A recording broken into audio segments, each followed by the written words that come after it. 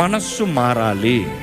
అంటే ఒక విశ్వాసి క్రైస్తవుడు అయిన తర్వాత, యేసుని నమ్మిన తర్వాత, యేసుతో నిబంధన చేసిన తర్వాత మీ మాట్లాడే విధానం మార్చుకోవాలి, మీరు చూసే విధానం మార్చుకోవాలి, మీరు తలంచే విధానం మార్చుకోవాలి, మీ జీవిత నడత విధానం మార్చుకోవాలి. మిమ్మల్ని అడుగుతున్నాను, మీలో మారవలసింది ఏమైనా ఉందా?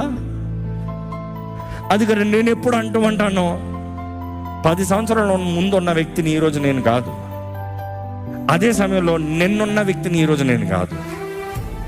కానీ ఐ మిస్టర్ పర్ఫెక్ట్? నో.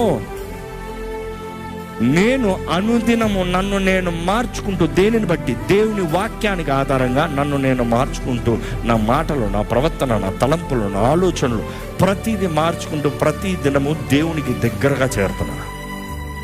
అందుకని ఒక విశ్వాసి you have to repent daily అన్నప్పుడు, మీలో ఇంకా పడిపోయిన ఆదామ స్వభావం, పాత స్వభావం, చేయకూడదు చేస్తూ, చూడకూడదు చూస్తూ, మాట్లాడకూడదు మాట్లాడుతూ ఏదైనా ఉన్నాయా? మరి మార్చుకుంటూ రావాలి.